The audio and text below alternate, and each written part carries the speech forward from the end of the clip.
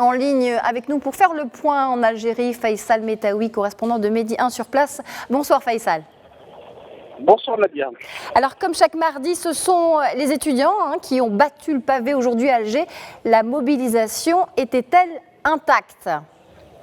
Absolument, le fait que chaque mardi, les étudiants tiennent à leur marche. Aujourd'hui, ils ont tenté de partir voir le tribunal de Sidi Mohamed où il y a ouverture d'enquête, vous l'avez évoqué, de plusieurs affaires de blanchiment d'argent, de détournement de fonds et également de corruption, mais la police les a empêchés, ils sont partis vers la place de Martyr, qui est une grande place, vers le quartier du Babloued à l'ouest d'Alger, puis ils sont revenus sur la place Roda et la place de la Grande Place pour rappeler qu'ils veulent un changement politique, qu'ils demandent le départ des symboles du régime, et ici le président par intérim, l'État par intérim, Abdelkader Salah et le Premier ministre Nourdine Boutouy réclament aussi une période de transition, c'est écrit dans certains slogans, qui, avec de nouvelles têtes, de nouvelles figures de la vie politique algérienne, et il évoque également la nécessité de maintenir le mouvement d'une manière pacifique qui appelle même la population à sortir en dehors du vendredi, c'est-à-dire les autres jours.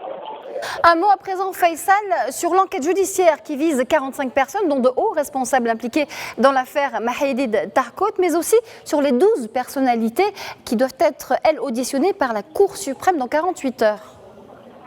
Oui, absolument. Il y a une accélération visiblement des procédures et aujourd'hui, le parquet d'Alger a communiqué pour la première fois pour donner des détails sur cette affaire qui implique l'homme d'affaires Mahedid Tarkout, qui était réputé proche de l'ancien président de Bouteflika, du moins de son entourage, de son frère et conseiller Saad Bouteflika, mais aussi de l'ex-premier ministre Ahmed Yahya. Il s'agit de blanchiment d'argent, c'est la première fois qu'on l'évoque, mais également de privilèges obtenus d'une manière illégale et des affaires de corruption.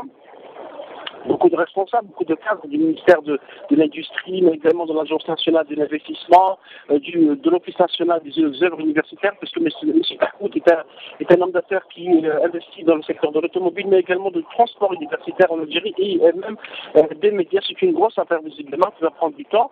Et il y a des ministres et également des wadis, des préfets et l'ex-premier ministre algérien qui sont cités. Leurs dossiers devraient être transférés vers la Cour suprême, puisqu'en Algérie, il y a ce qu'on appelle le principe de privilège de juridiction qui est donc accordé au Premier ministre et au ministre avant que leur affaire ne soit instruite au niveau du tribunal. L'autre affaire qui sera instruite à partir de jeudi par la Cour suprême est relative à un autre homme d'affaires qui s'appelle Ali Hadek, qui est toujours en prison, qui était également proche de l'entourage du président Bouteflika pour des affaires de concession, également des privilèges obtenus pour avoir des terres agricoles et du foncier industriel. Merci Faisal Metaoui. Je rappelle que vous étiez en direct avec nous depuis Alger, que vous êtes le correspondant de Medi 1 sur place.